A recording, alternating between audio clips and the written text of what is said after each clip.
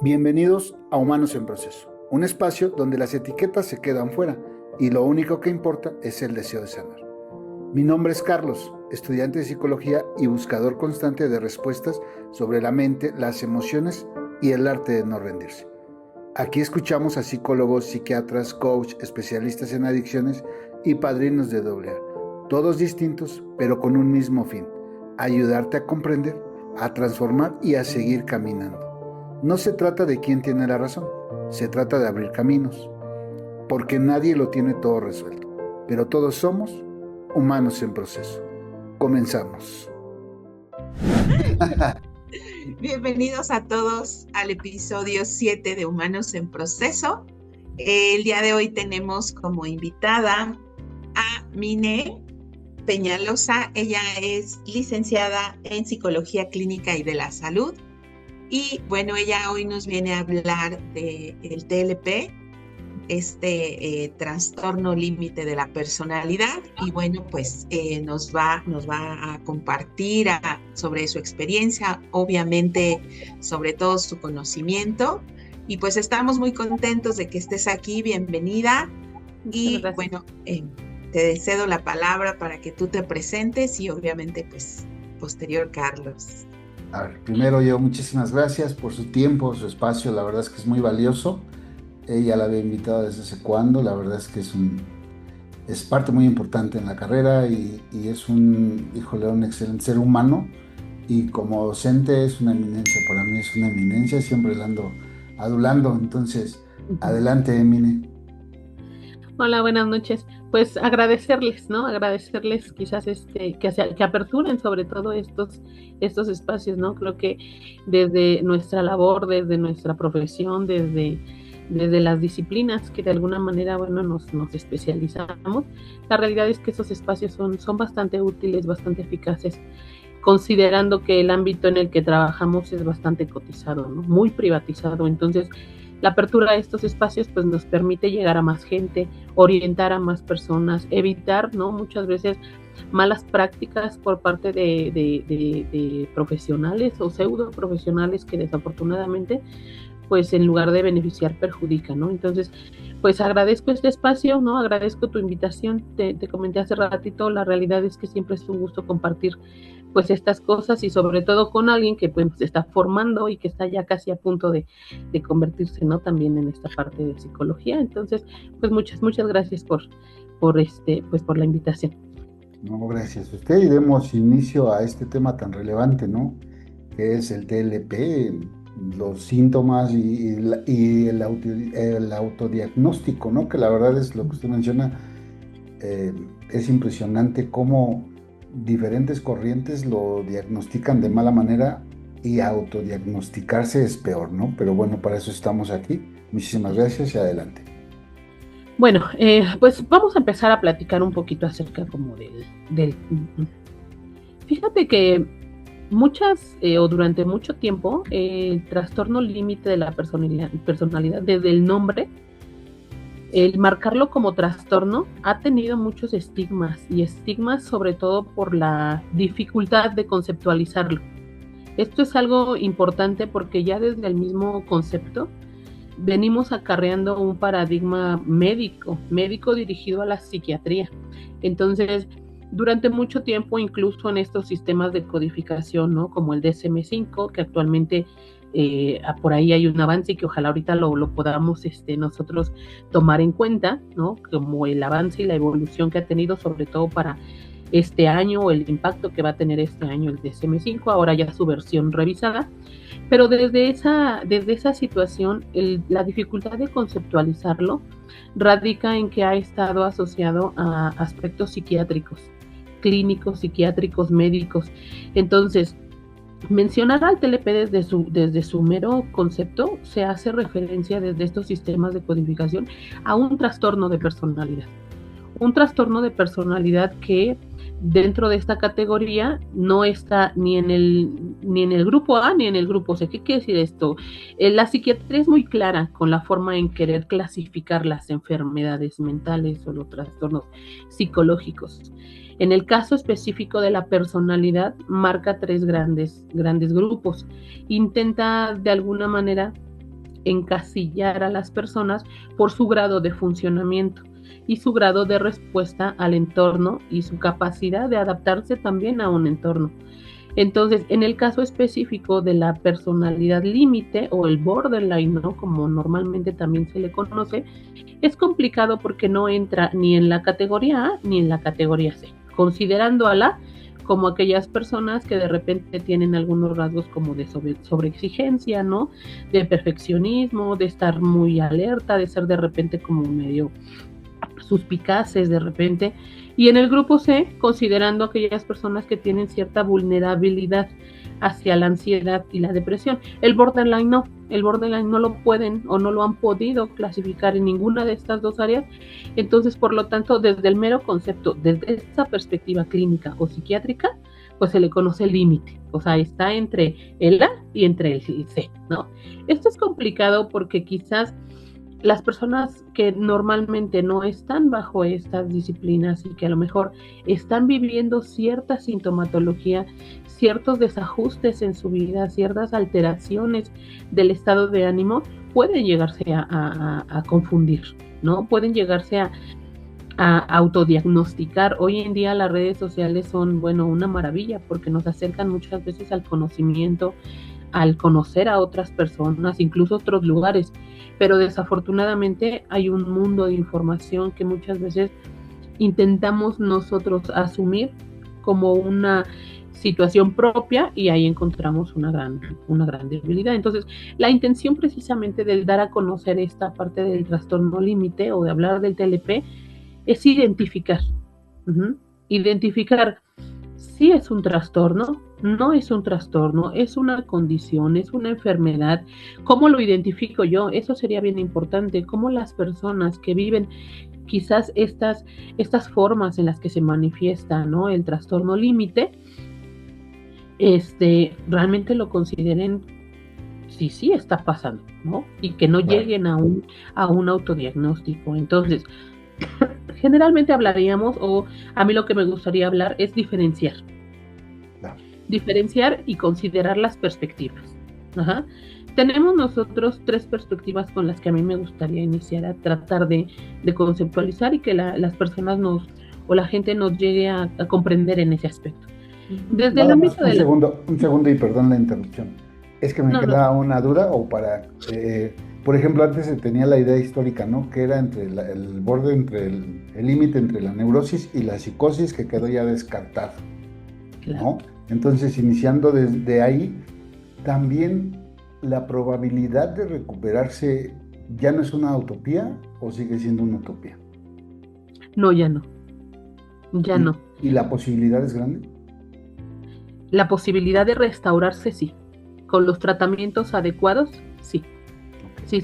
Y sobre todo las nuevas formas y modalidades de terapia, los nuevos modelos, bueno, y nuevos entre comillas, porque han habido una evolución grandísima en el ámbito de la psicoterapia. Entonces, hoy en día aparece casualmente uno específico para el abordaje psicoterapéutico, específicamente con las personas que viven con esta condición. Eso es importante.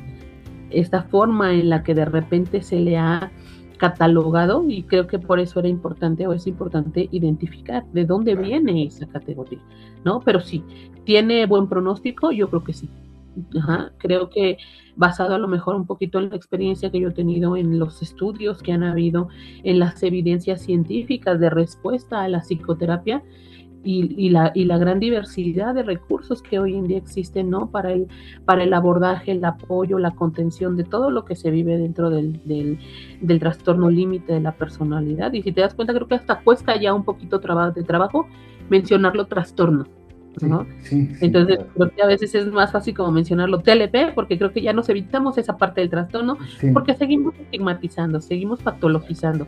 Pero bueno, para llegar a esto ha habido un recorrido muy grande, muy grande, en sentido en el que afortunadamente para llegar aquí pues tuvo que pasar por todo ese estigma psiquiátrico y ese estigma clínico para que nosotros hoy en día tengamos nuevas formas de verlo, nuevas oportunidades de abordar, nuevas alternativas de solución, pero definitivamente creo que sí tiene un abordaje clínico, ¿no? En algunos casos, ¿por qué no mencionarlo, no? También liberarnos un poquito del estigma de los fármacos, Sí, claro. de los tratamientos. A veces son necesarios y creo que el liberarnos un poco de eso perjudicial y satanizar la farmacología, de repente también reduce la posibilidad de que el paciente pueda funcionar, no siempre, pero si es necesario, yo creo que sí tendría buen pronóstico. Claro. Yo leía la otra vez desde la neuropsicología, programación neurolingüística, que inclusive el decir soy, te lo estás apersonando. Tengo un trastorno. O sea, más o menos como quitarse el estigma uno mismo, ¿no? O sea, ya no tanto de la sociedad, sino uno, ¿no? Es la parte Y es algo que ocurre mucho con el TLP. El TLP ha sido tan catalogado como enfermedad mental que el mismo o la misma persona asume que él es el problema. Se asume a sí mismo como una persona problemática, una persona que no va a poder tener relaciones interpersonales sanas, eficaces, asume que toda la vida va a tener relaciones muy tóxicas, asume, y el poder del autoestigma es sobre todo una situación bien importante, porque el paciente ya se define a sí mismo como paciente, cuando en realidad no. Hay factores de riesgo, hay factores precipitantes, hay factores de mantenimiento, yo creo que sí. Okay.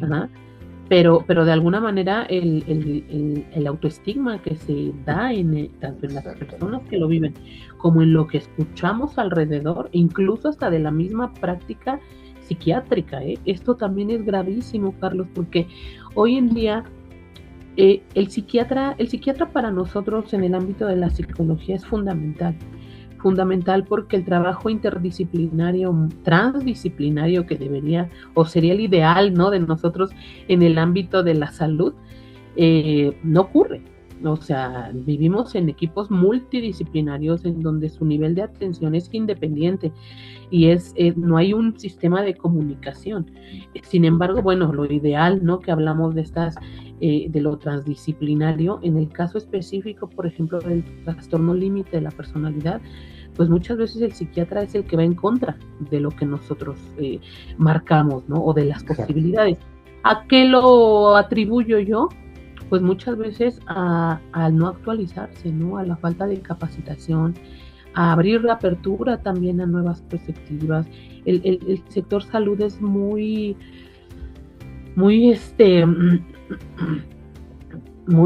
adherente a su formación, muy celoso de su formación, ¿no? Entonces de repente, pues eso cierra la posibilidad de que personal de salud, específicamente que se encarga de la salud mental, pues pierda la perspectiva de nuevas formas, ¿no?, en las que se pudiera abordar condiciones como estas que ahorita platicaremos un poquito. Claro. Entonces, bueno,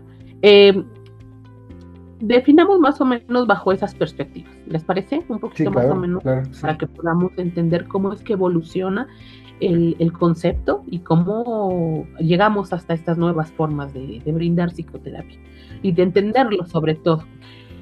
El manual de psicología o de psiquiatría, el DSM-5, lo cataloga como un patrón de personalidad disfuncional, en donde es dinámico pero perdurable en el tiempo. Esto quiere decir lo siguiente: es dinámico porque va cambiando, tiene múltiples formas en las cuales se va a manifestar a nivel tanto de pensamiento, de las cogniciones, de la forma en la que yo estructuro y proceso la información, a nivel emocional, de cómo yo percibo las emociones, y a nivel de conducta, lo que hago con esas emociones, o lo que hago cuando estoy sintiendo una emoción en particular.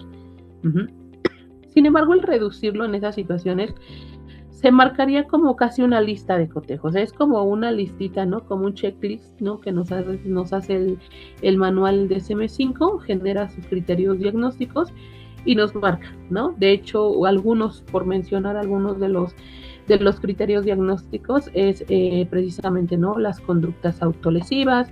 Generalmente vienen ahí también como una parte de ideas delirantes, como periodos muy severos de depresión, ¿no? Lo marca como cuadros depresivos mayores muy marcados, ser voluble a nivel emocional, relaciones como muy intensas, ¿no? O sea, pobre autoimagen, o sea, son criterios diagnósticos que no cambian, no difieren. ¿Cuál es lo que cambia y si difiere?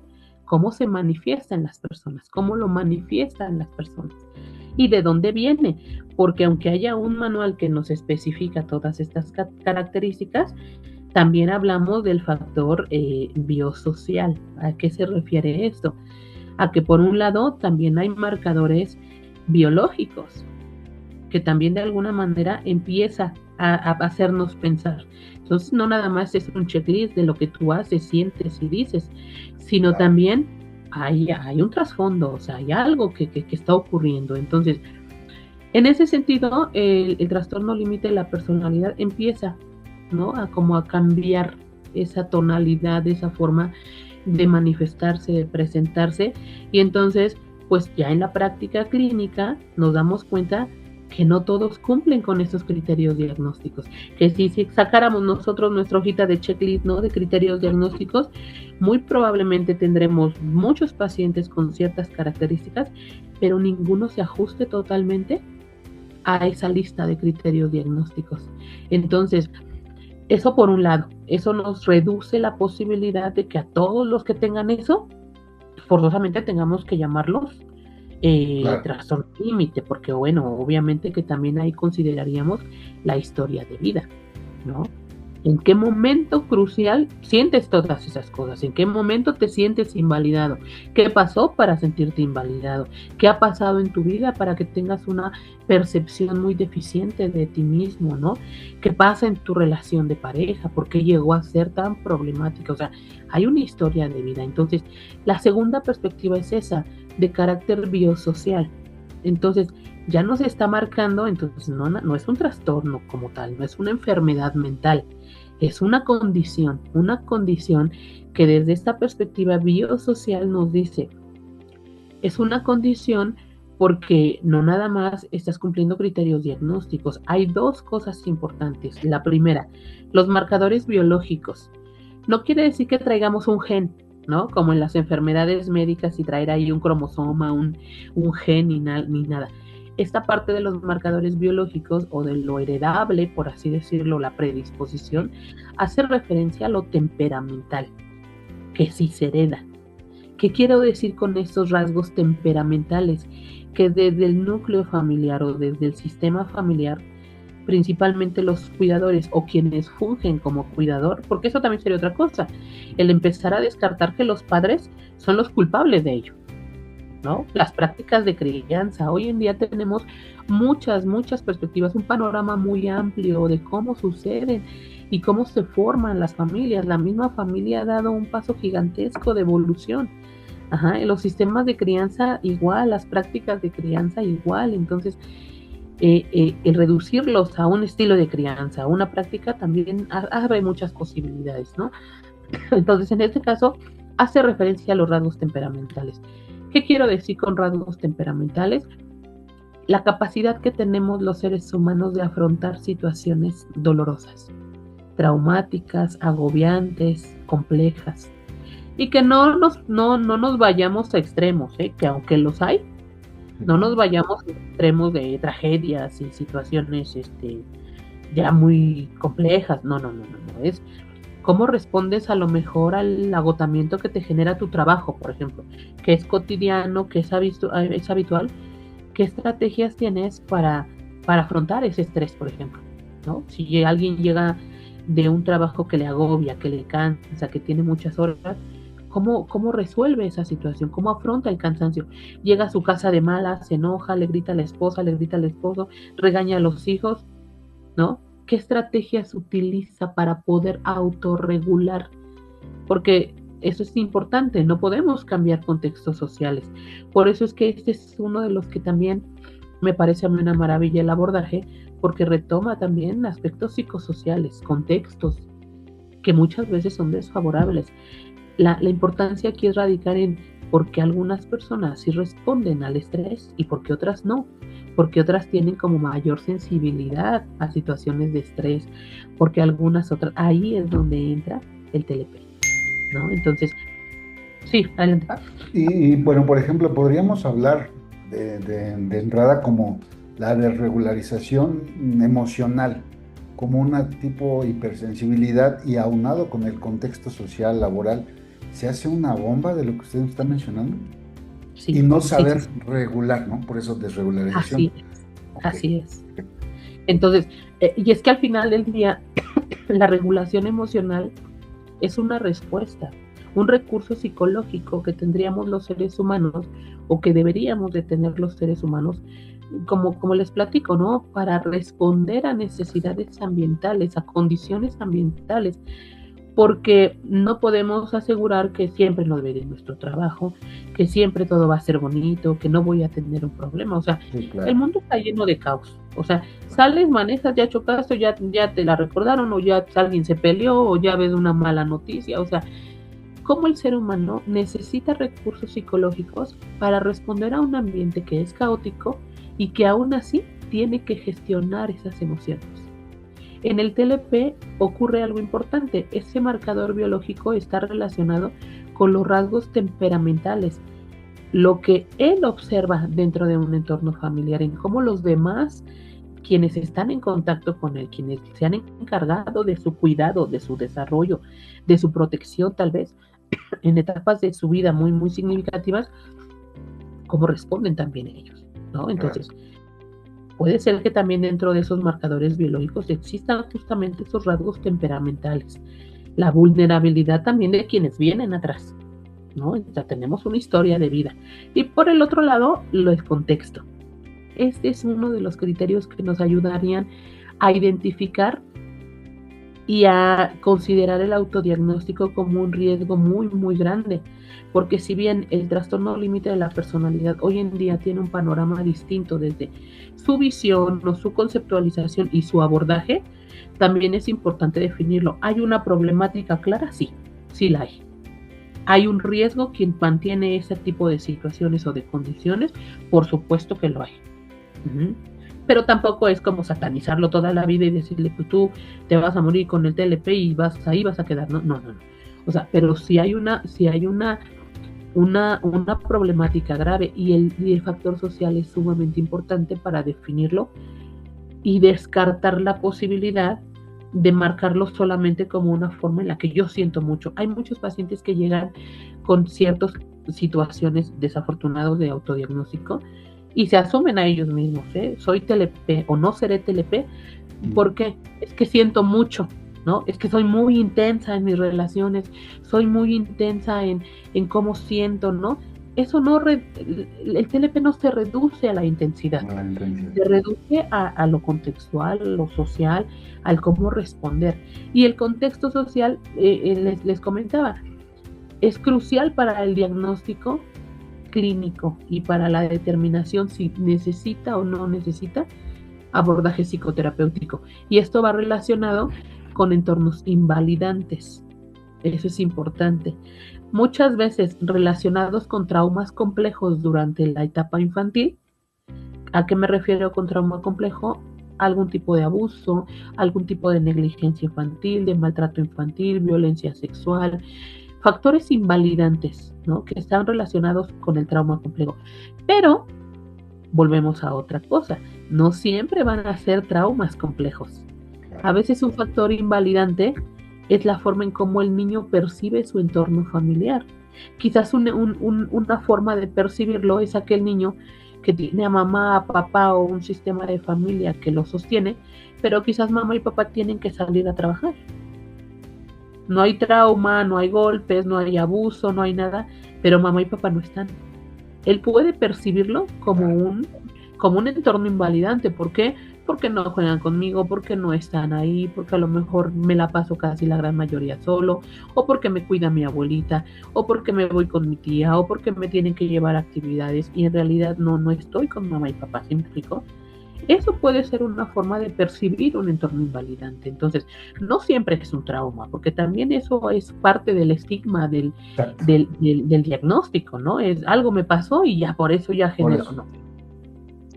Los ambientes invalidantes suceden y de alguna manera, bueno, nos permiten también identificarlo para establecer un diagnóstico. Perfecto. Aquí, por ejemplo, podría haber 4 claves, bueno, áreas claves que yo podría como identificar, lo que vendría siendo las emociones, relaciones de pareja, la autoimagen y el control, bueno, el que no tienen un control de hoy son muy impulsivos. ¿Sí se podría partir de ahí, de esas 4 áreas? Sí, de hecho un rasgo, bueno, tenemos como en forma como si nosotros lo quisiéramos catalogar, no a nivel de criterios diagnósticos, Claro. pero sí pudiéramos nosotros, ¿cómo te diré? Como clasificar un poco, ¿no? Exacto, Tal vez, sí, a lo exacto. mejor como esto nos permitiría o le permitiría también a las personas identificar si me pasa esto, no me pasa esto, y empezar a lo mejor, porque con una sola cosa no podemos nosotros resumirlo, ¿no? O diagnosticarlo. O Es un conjunto, autodiagnosticarnos. claro, es un conjunto de factores que de alguna manera, ahora sí, desde estos modelos o de estas perspectivas, que también por ahí aparecería la amígdala. Fíjate que hay un nuevo estudio, te digo relativamente nuevo, porque el TLP siempre ha sido objeto de estudio, de avances, de cuestionarse qué pasa con él, ¿no? Uno de los estudios habla de una función específica que es la amígdala. En el lado de las neurociencias, la amígdala es aquella estructura que se encarga de ponernos alerta, de ponernos sobre aviso, de mantener esa supervivencia en estados que se supondrían o que se perciben como amenazantes. Las neurociencias hacen un estudio en donde dicen que el paciente con trastorno límite de la personalidad, esa estructura de la amígdala es más sensible que en personas que no desarrollan esta condición. Por eso es la respuesta, o sería el argumento, porque hoy en día se le ha intentado quitar de los trastornos de la personalidad y considerarlo también dentro de las neurodivergencias, en donde encontraríamos al TDAH, en donde encontraríamos al autismo, ¿no? En donde encontraríamos. ¿Por qué lo argumentamos desde ahí? Porque entonces el grado de sensibilidad de la respuesta de la amígdala nos da un resultado importante. Esa persona que tiene esa condición procesa la información de manera distinta. Entonces, el miedo, lo amenazante, lo que de alguna manera potencial o real nos sugiera como una situación de alerta, algo está ocurriendo, porque eso es la amígdala. La amígdala es como ese foquito rojo, ese alerta que te dice algo está pasando. O sea, reacciona, ponte vivo porque estás en peligro. Entonces, todo tu organismo empieza a generar un sistema de activación fisiológica como para poder protegerte. Da lo mismo que sea un peligro real o potencial, ocurre muchas veces en la ansiedad, en situaciones.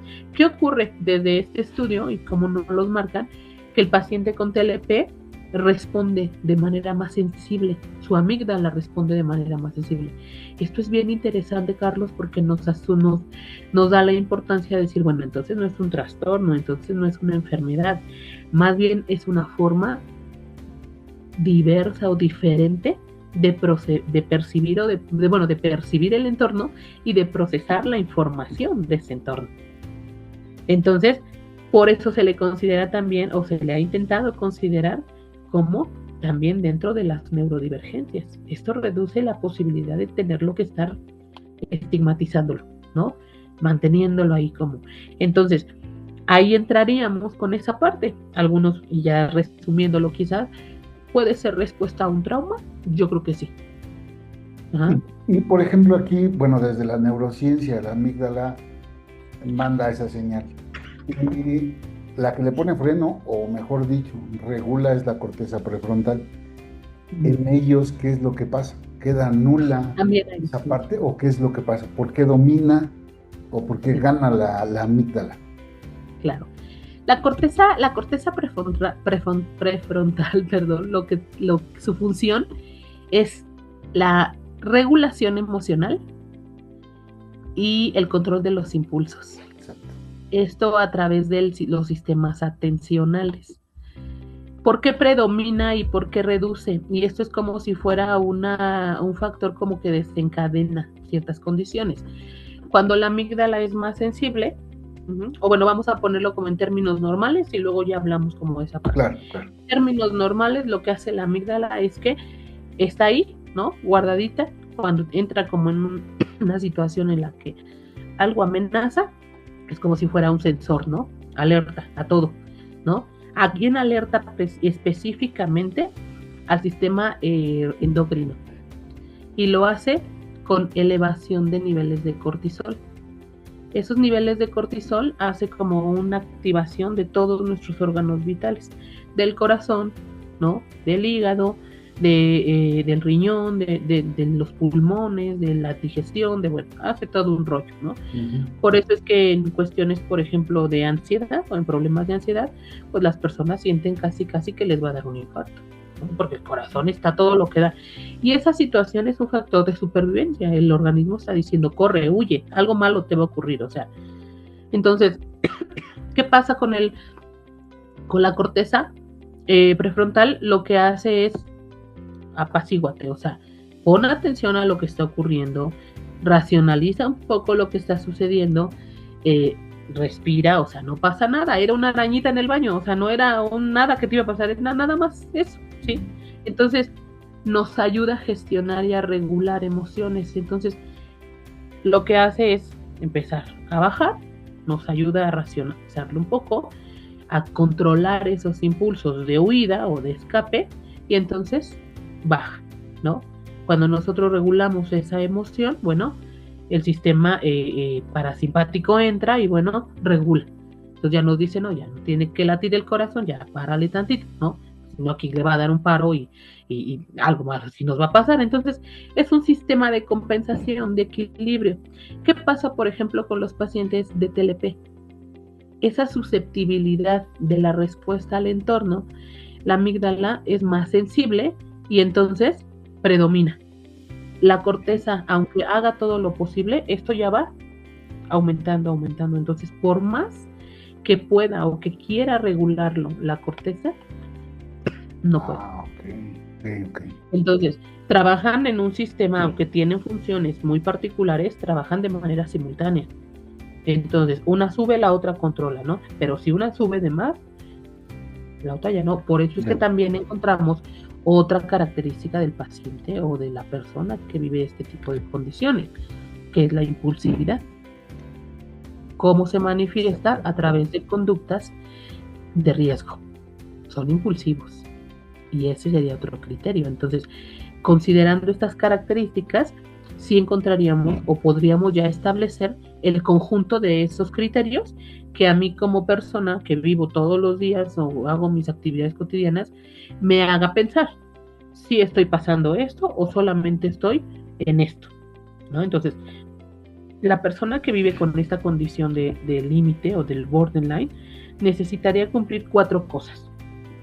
Estas 4 cosas nos llevan a la significancia de un patrón de funcionamiento tanto emocional como relacional muy deficiente.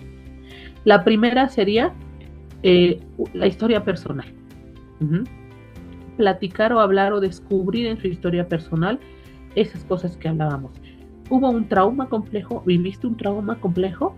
¿O percibiste un entorno invalidante? ¿Qué ocurrió? Conocer la historia de vida y conocer la historia personal de quienes viven o creen vivir con esta condición sería importante, porque entonces ahí ya habría un antecedente, ya algo nos está diciendo, puede que sí, ¿no? O sea, puede que sí esté respondiendo, que esté respondiendo a un trauma, que esté respondiendo, y mira qué curioso, al final del día, el responder ante un trauma con esas condiciones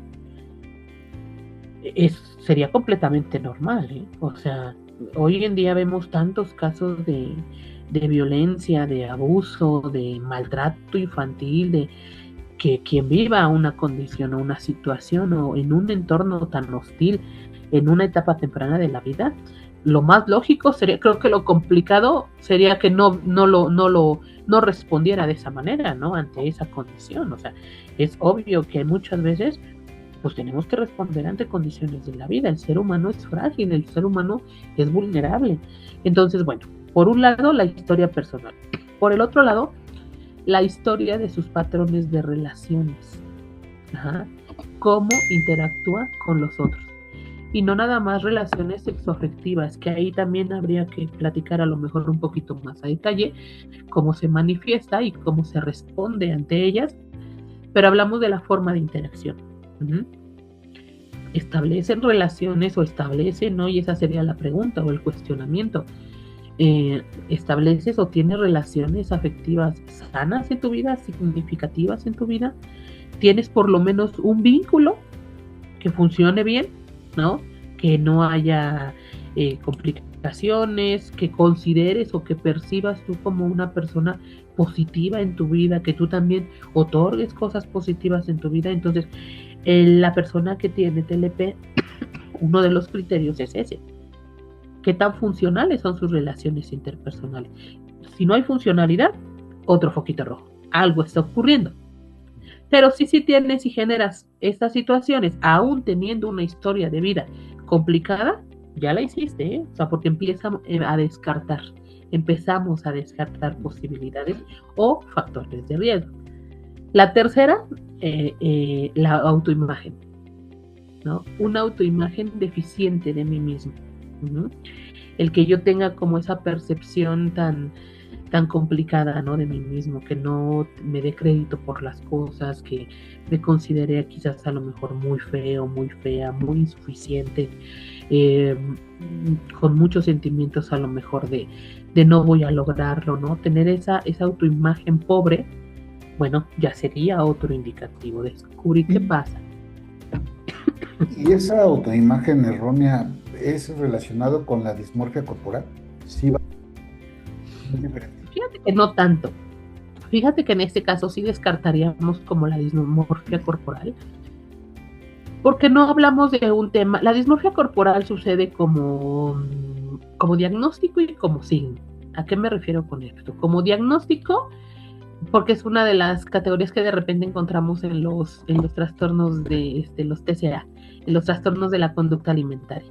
Pero ahí ya hay como una definición muy clara, sobre todo porque el caso de pacientes, ¿no? Ahí sí, pacientes con bulimia, anorexia, la dismorfia corporal representa una percepción distinta de su corporalidad.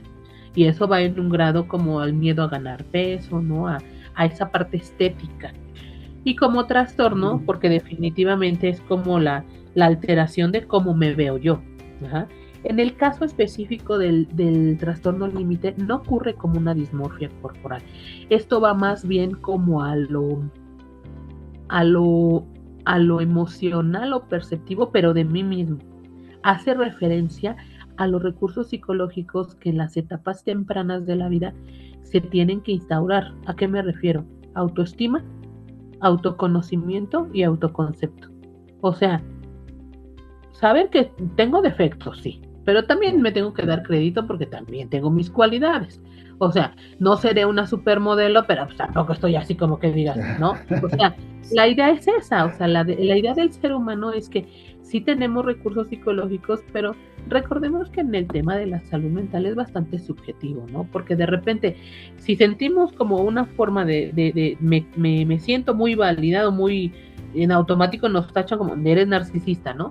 Pero si tienes esto, ya eres depresivo, entonces es complejo. Al final del día, estos recursos psicológicos, tiene que haber un equilibrio. O sea, date crédito por lo que sí puedes hacer, por lo que sí sabes hacer, pero también no le exageres. O sea, también no digas que tenemos defectos, somos seres humanos. Sí, claro. Eso ocurre en la persona con TLP. Una imagen pobre, de la forma en cómo se percibe a ella, por ejemplo, en autoconocimiento. Qué debilidad. A lo mejor a veces hasta les es complicado definir una cualidad de ellos. Ajá. Soy insuficiente, soy esto, no voy a poder hacer esto. Esa sería la autoimagen. No va tanto a la dismorfia, sino más bien a la percepción que tenemos de nosotros mismos como seres humanos, en lo emocional, en lo cognitivo, en esa parte. Ok. Me parece súper interesante e importante el poderle brindar a la gente esta información, el que pueda saber la gran diferencia de que sea una condición a un trastorno yo creo que emocionalmente te suma, o sea, te lleva a enfocarte de manera positiva. Tengo una condición, no tengo un trastorno. Eso creo que el que la gente tenga esa información y sepa a qué persona adecuada debe de llegar para tener un diagnóstico verídico, que sepa que puede desarrollar habilidades para integrarse o para vivir con esta condición, yo creo que es muy importante. ¿Cuál sería, digamos, como, no sé si haya un índice de edades en que surge el trastorno? O sea, es, no sé, en la primera infancia, en la adolescencia, o sea, ¿dónde es donde surge que se marca? Sí, sí, efectivamente, el rango de edad, y eso también es importante. Creo que aquí también entraríamos como a temas muy, muy importantes de mencionar. El rango de edad generalmente ocurre, no hay como una edad específica, pero empieza a manifestarse en el periodo de la adolescencia, juventud. Ajá. Sin embargo, si ya hablamos como de estos criterios, la historia de vida prevalece, ¿no? O sea, generalmente podríamos decir entonces lo siguiente: pudiera instaurarse o establecerse como una forma de respuesta al entorno desde que somos niños a las diferentes etapas. ¿Qué ocurre específicamente en la adolescencia y en la adultez? Viene otro factor ambiental o factor que nos marca. Ajá. La susceptibilidad de respuesta a las transiciones de vida, de un mundo adolescente a un mundo adulto. Por eso es que ahí los índices estadísticos nos marcan que ahí es donde se activa. Pero no es que se active ahí. Hay una historia, pero ahí detona ¿qué? Otra vez, la percepción que yo tengo del entorno que de alguna manera estoy viviendo, ¿no? De vivir una etapa adolescente a la deficiencia de recursos para la respuesta, considerando que el adolescente está en constante evolución. Ajá.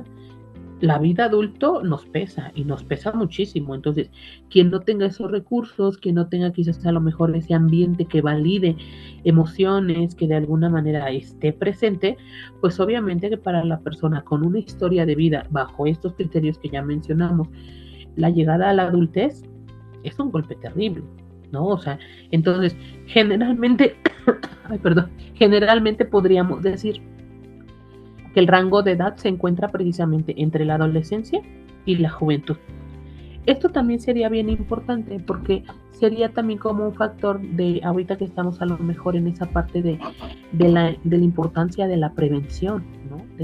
En padres y madres de familia, quizás lo que pudiéramos nosotros sugerir en ese momento es observa, ¿no? Observa a tu hijo adolescente, cómo responde ante un regaño, cómo responde ante algo malo que le pase, cómo responde a sus relaciones interpersonales, cómo responde, qué tan funcional es, ¿no? Cómo responde a la frustración, al estrés académico. Son indicadores que los papás dejan, pasan de largo, pero ahí ya nos está dando algo, o sea, algo que a lo mejor sí pudiéramos asumir, o simplemente no, simplemente es parte de la adolescencia. Entonces, el rango de edad lo encontraríamos más o menos como entre la adolescencia y la juventud, porque es también importante mencionar que nos es muy evidente ahí, porque en esa etapa justo empieza o empezaría las primeras experiencias tanto sexuales como afectivas. El noviazgo, ¿no? Las amistades como un poquito más cercanas, en donde ya hay convivencia fuera del entorno escolar, no como en la primaria, ¿no? Secundaria, que casi siempre la interacción social está en el salón, está en la escuela.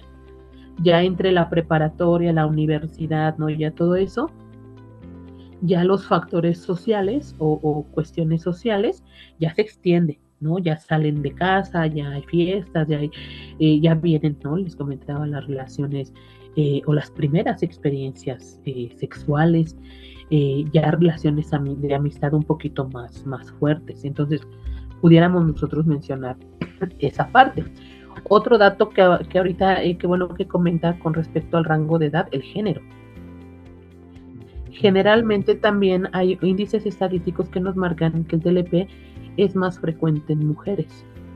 esto abre también una forma muy, muy importante que validamos hoy en día, que son las cuestiones de género. A la mujer siempre ha estado como un poquito más patologizada de conductas, ¿no?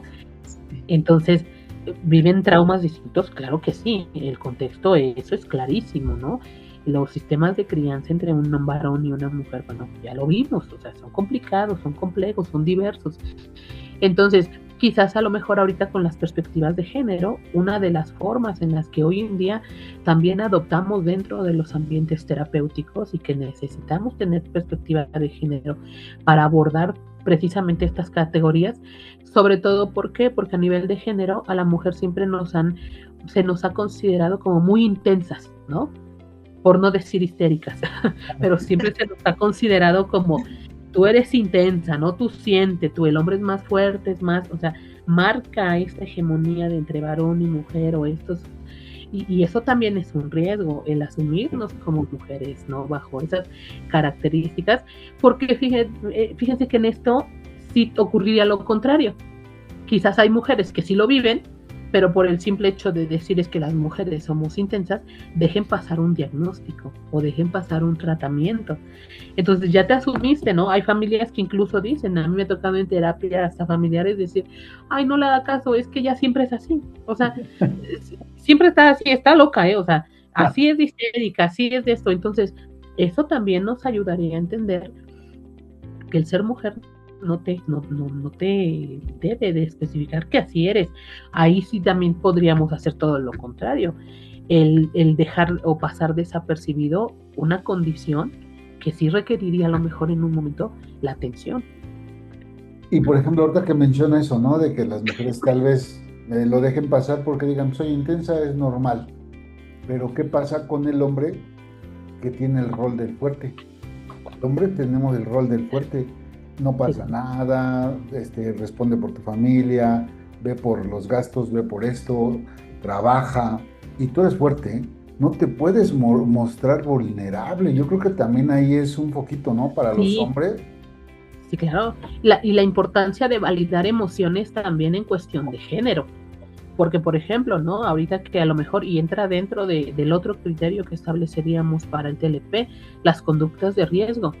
Porque en el hombre no hay menos intentos suicidas, pero se consuma más rápido. Ajá.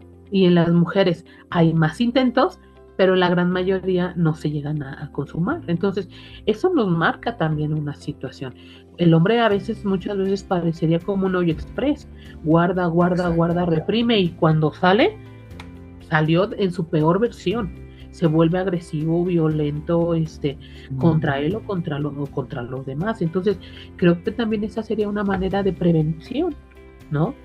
De prevención, de identificación, de detección temprana, de respuesta también a nivel emocional, porque también estas hegemonías, ¿no? De todo lo perceptible hacia hombre o mujer, se ha asumido que el varón no siente, que el varón no debe llorar, y el varón sufre, y sufre igual, igual o peor que cualquier otro ser humano. O sea, él sí, fíjate que ahí sí pudiéramos a lo mejor hacerlo o asumirlo de esa manera. Vive en un ambiente invalidante a nivel emocional desde que es niño, ¿eh? Sí. Y eso es importante porque crecen con el referente de ellos, con esa imagen de no tengo que llorar, tengo que aguantar, tengo que hacer, entonces los pone en un sistema de desventaja muy, muy grande también en cuestión de asumirse. Ajá. Incluso hasta a nivel de psicoterapia, los índices estadísticos nos marcan que las mujeres se acercan más a psicoterapia que los hombres. Inclusive, emocionalmente hablando, las mujeres platican entre amigas, claro. O sea, ahí es un desfogue. Y sí, claro, les dicen y les pueden decir, tal vez, no sé, ya no hay relaciones sexuales tan constantes, X, ¿no? Y uno como hombre no va y le dice a un amigo. Sí. Y a lo mejor tiene solamente un amigo y dices, ¿cómo voy a contar cosas de ese tipo? Su círculo social. Exactamente. De entrada tienes el rol del fuerte, no te tienes que mostrar vulnerable, y tampoco puedes decir lo que sientes realmente. Y luego el machismo y todo entre amigos, la burla. ¿Cómo me vas a contar que estás triste, no? Oye, entonces ya mejor te quedas callado. Y sí, eso es riesgoso, como dicen, ¿no? Las mujeres se desfogan por aquí, por allá con una amiga, la comadre, otra amiga, o hasta en las tortillas, ¿no? No, fíjese señora que no sé qué, ¿no? Y uno como hombre muerde, fíjese, y es muy reservado el hombre, ¿no? Por esa parte, ¿no? Por todo el rol que nos Sí, han sí, dado. claro. La mujer de repente, no en todos los casos, desafortunadamente, pero tiene un poquito más de libertad de expresar emociones.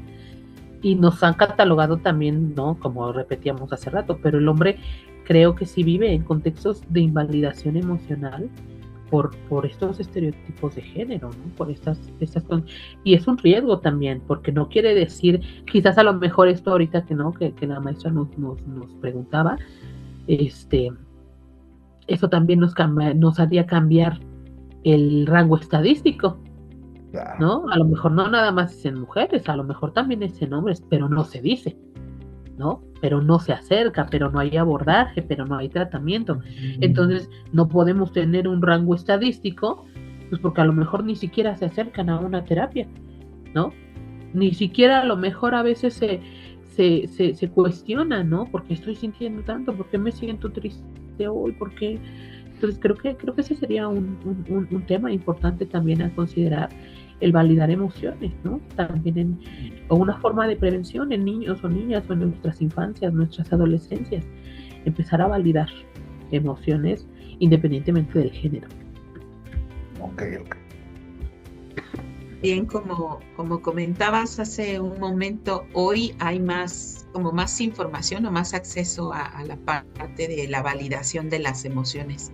Y vamos viendo que por épocas, ¿no? De acuerdo a la época en la que crecimos, pues era más invalidada la emoción. Y hoy escuchas la crianza respetuosa y escuchas que al niño se le dice está bien llorar, está bien sentir, está bien reír, o sea, y es algo bien, pues yo me atrevo a decir como bien bonito, porque ves hoy esas madres que le hablan así a los hijos y dices, a mí me decían, ya cállate, no te ves mal, los hombres, en el caso de los hombres no lloran, las niñas chillonas nadie las va a querer, y entonces sobre eso, pues cuál validación de emociones y cuál mostrar. O sea, era totalmente reprimir una comparación entre niños y niñas, y justo de ahí han nacido tantas creencias y la desinformación para acercarte a que alguien te diagnostique. O sea, yo creo que aquí también, y retomando, ¿no? Retomo eso y retomo la parte que nos hablas de la sensibilidad de la amígdala. ¿Esto cómo se diferenciaría de que hoy la psiquiatría determina personas paz, personas altamente sensibles? ¿Esto tiene que ver con esto o se refiere a...? Sí, puede ser que sí, o puede también que se refiera como a lo que nosotros normalmente conoceríamos como estrategias de afrontamiento. Esas estrategias de afrontamiento, porque también no todo está ligado a lo mejor. La medicina o las neurociencias tienen un factor un paradigma médico al final del día, ¿no?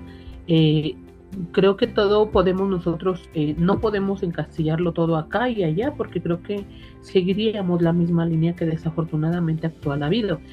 ¿Cuál es el riesgo, por ejemplo, de retomarlo todo hacia las neurociencias?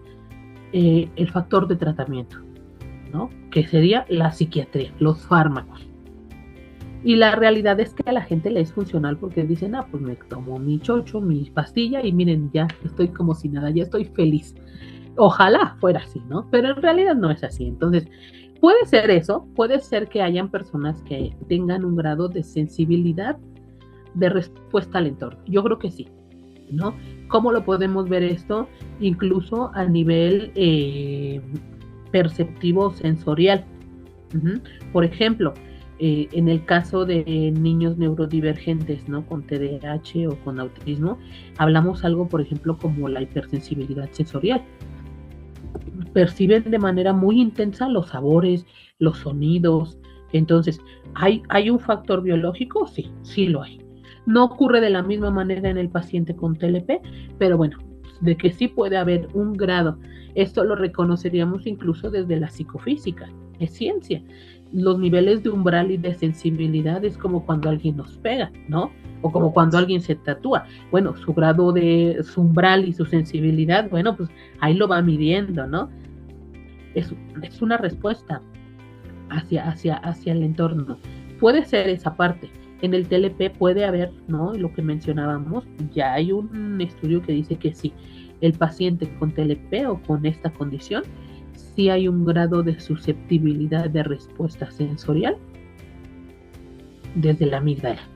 Ajá.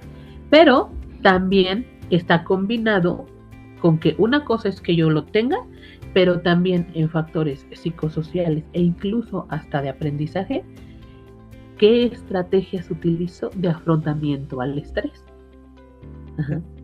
Estas estrategias de afrontamiento, como su nombre lo dice, ¿qué haces para afrontar a situaciones que mencionábamos, no yéndonos a cosas muy trágicas? No hablaríamos a lo mejor hasta de traumas, hablaríamos de situaciones cotidianas, ¿no? ¿Cómo responden cuando a lo mejor llegas y te ponen a hacer algo en tu trabajo que no estabas planeado? Eso es estresante. ¿Cómo respondes a lo mejor a una condición en donde iba bien a tiempo y de repente hubo un accidente, ya no llegué? Eso es cotidiano. O sea, necesitamos ser tolerantes a la frustración, tolerantes al malestar.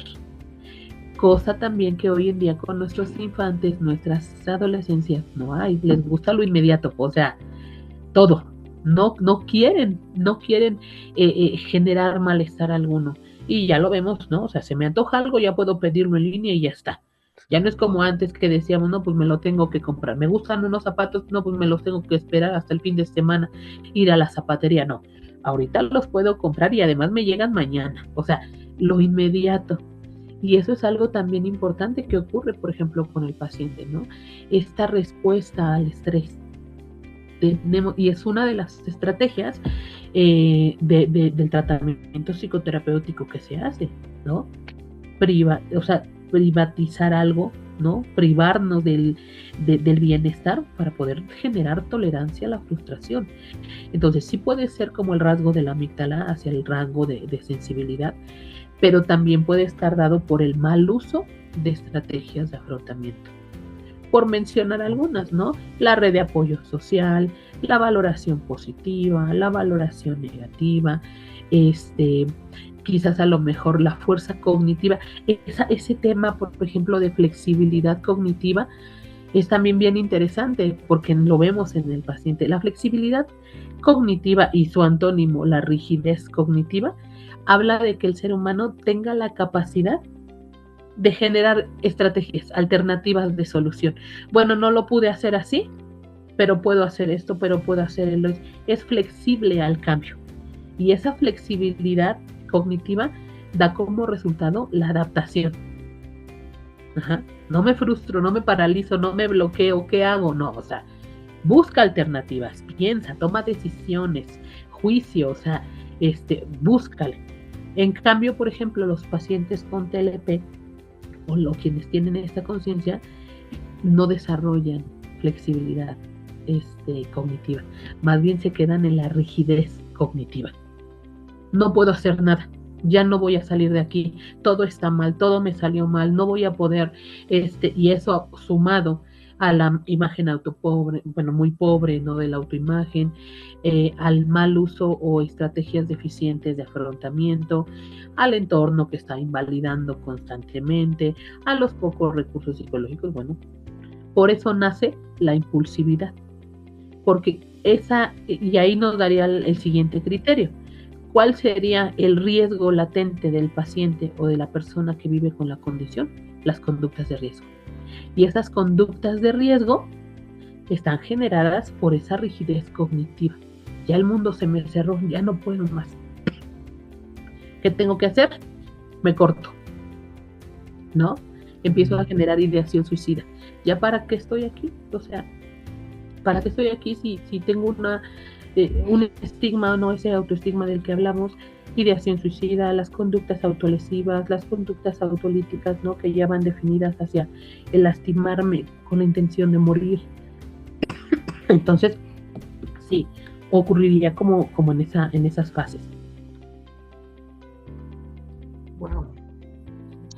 La verdad es que enriquecedor en tema de salud mental, porque, o sea, es impresionante. A veces convivimos pues en el trabajo, con la misma familia, ¿no? Y no sabemos, o sea, no sabemos aún cuando decimos, hay que ir al psicólogo, hay que hacerse una prueba, ¿no? Y a veces te llega el diagnóstico y aún así dices, ¿será? O sea, Sí, ¿bajo qué criterios te dieron este diagnóstico? Si no es bien atendido, avanza o digamos, es más grave.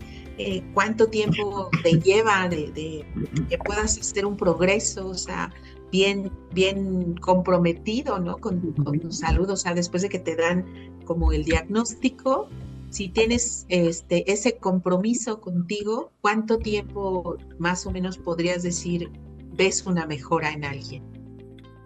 bueno, depende también de muchas situaciones, porque ahí, por ejemplo, tendríamos que definirlo. Primero, la identificación, la detección de los 4 criterios. 1, la historia de vida o la historia personal. 2, la deficiencia en los patrones de relaciones o el establecimiento de relaciones afectivas.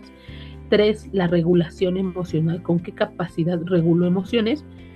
Y 4, la autoimagen. Y 5, la conducta de riesgo. ¿Hay o no ideación suicida?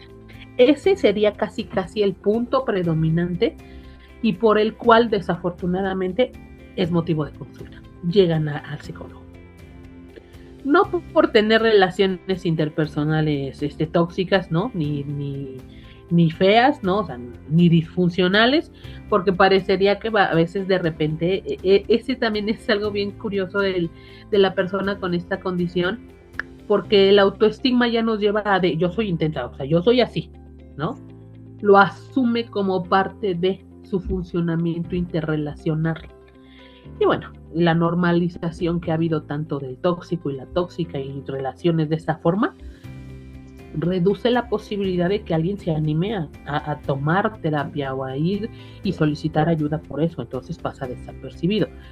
La historia personal muchas veces también es normalizada, es decir, bueno, ya pasó, o sea, tampoco no es como que voy a estar, ¿no? Y ya lo superé, luego nos dicen en terapia, no, sí, o sea, sí me ocurrió, pero ya lo trabajé, ya lo superé, ya está todo bien, ¿no? La regulación emocional va acompañada también con esa situación de siento mucho. Y en la lógica de la persona, en donde vemos que sí hay una forma compleja de procesar información, fíjate que pensaríamos nosotros que la regulación emocional es solamente la calma. Pero el patrón de regulación emocional es todo un proceso y una bronca bien compleja en el ser humano. Ajá.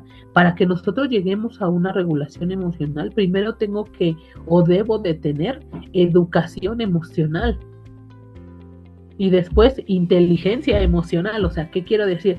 Primero educación emocional, conócete, conoce las emociones, qué emociones hay, dónde se sienten, cómo se sienten, qué son.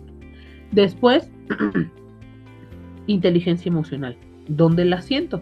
¿O en qué momentos las estoy sintiendo? Lo siento cuando alguien me grita, lo siento cuando trabaja, lo siento cuando las cosas no me salen bien, para que después lleve todo un proceso de identificación, de atención, de etiqueta, ¿no? Hacia de ponerle el nombre. Hay personas que a veces de repente nos llegan a decir en terapia, es que no sé cómo me siento, o sea, no lo alcanzo a definir, no sé si reír, si llorar, no sé. Eso nos habla de que no hay una educación emocional. Entonces, eso por un lado. Por el otro, decíamos, ¿no? Las conductas de riesgo. Ese punto. ¿Cuándo recibimos nosotros a personas bajo condiciones que nos hagan sospechar de un TLP? Cuando ya tienen una conducta de riesgo. Porque ese sería el criterio de disfunción que definitivamente por eso se le ha catalogado como trastorno, por eso se le ha catalogado como enfermedad, ¿no? Porque sí decíamos, o sea, si lo reducimos un poco a condición, y reducirlo no invalidarlo, pero sí reducirlo a quitarle esta etiqueta de enfermedad mental y de trastorno psiquiátrico. Lo marcamos en este sentido porque, bueno, ¿no? Ahorita vamos descubriendo un poco el que hay muchos factores que pueden ocasionar, ¿no? Condiciones en este sentido. pero la conducta de riesgo, sí o sí, es el tema predominante por el cual desafortunadamente llegan a la intervención psicoterapéutica y en donde sí requeriríamos de la atención psiquiátrica. Entonces, considerando estas características, el proceso es sumamente largo. ¿Por qué? Uno, porque no hay esta orientación como lo que nosotros en algún momento ahorita estamos realizando. Identifica cómo son tus relaciones, qué hay, o sea, es un cúmulo, no nada más es que sientas, es un conjunto de cosas, ¿no?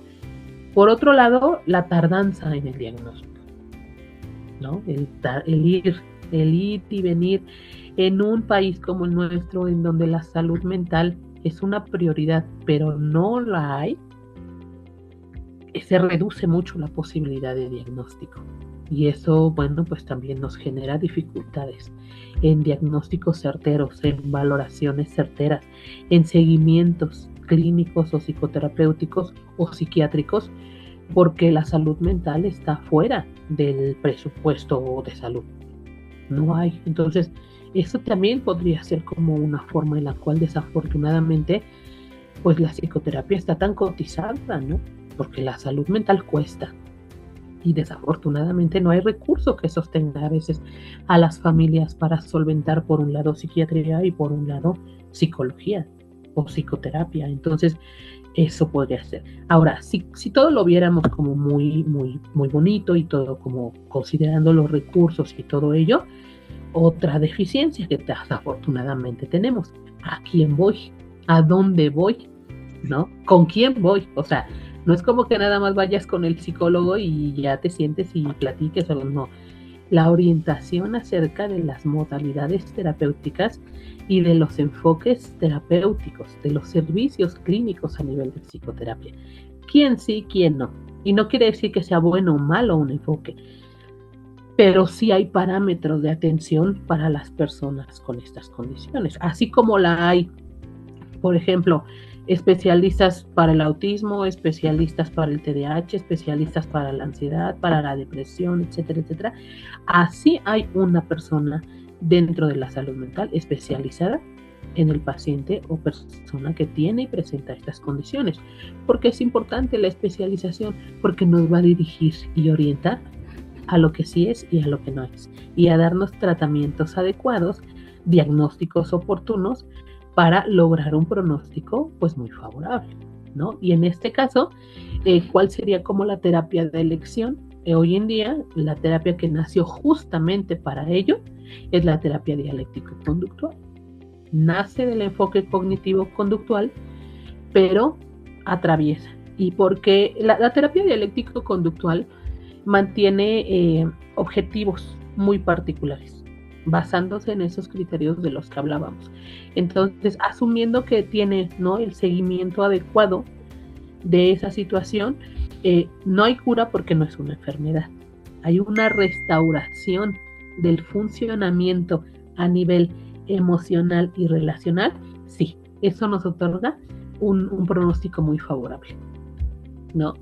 En donde esa persona desarrolla habilidades psicológicas, psicoemocionales, psicosociales que les permitan mantener relaciones más sanas, ¿no? Respuestas, generar habilidades de tolerancia a la frustración, de respuesta al estrés, de funcionalidad, y el paciente la verdad es que lo vive bien, ¿no? Tiene buen pronóstico. Y por ejemplo, aquí no sería muy riesgoso, por ejemplo, obviamente se tienen que cumplir ciertos criterios, los síntomas indicados, pero menciona que si no se tiene el riesgo suicida, no se puede diagnosticar como TLP. Entonces habrá personas que no han llegado a ese punto y tienen el TLP, y no sería muy riesgoso que cuando lo intenten lo logren, nada más por decir que no habían llegado a esa conducta suicida. ¿No es como muy riesgoso? Sí, porque por ejemplo con el tema del suicidio, desafortunadamente nunca se da un seguimiento, ¿no? Una de las experiencias, y justo el día de ayer me pasó en consultorio, que me gustaría compartirles tal vez.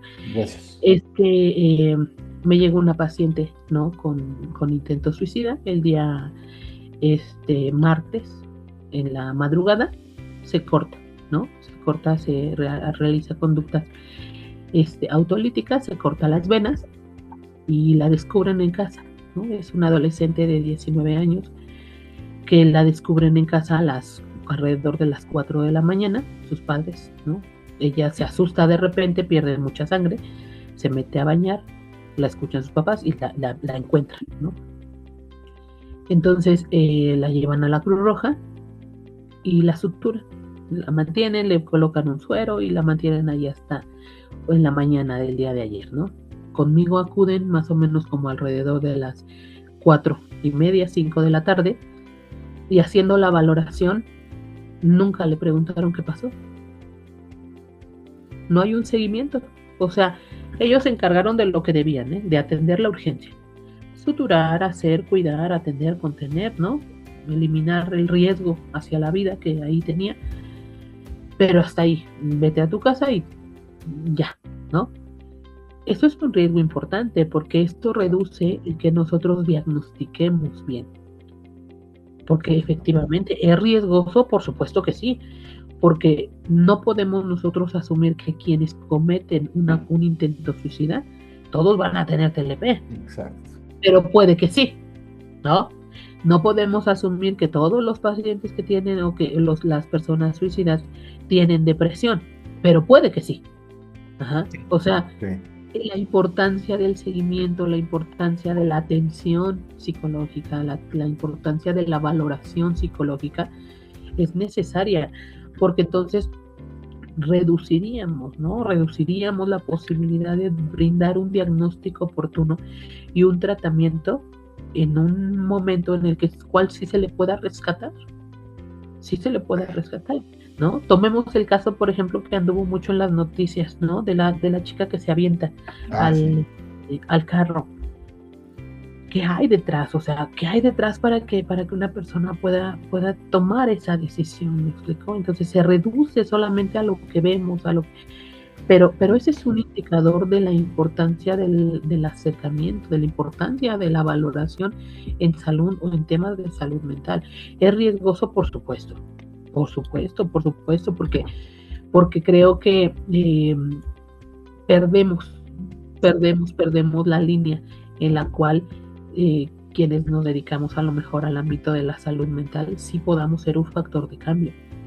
Y hemos tenido muchos avances y hemos tenido muchas formas, ¿no? El psicólogo, el psicoterapeuta, siempre estamos en constante avance, capacitación, actualización, porque el ser humano es dinámico, porque evoluciona, ¿no? Hace rato la maestra lo comentaba, ¿no?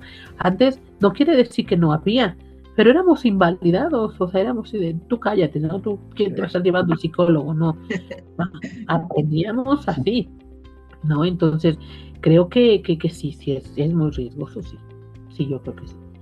Por eso creo que la orientación, ¿no? Estos espacios, por ejemplo, ahorita es descubrir eso, es identificar, es quitar esa forma de autodiagnóstico que tenemos tan importante, ¿no?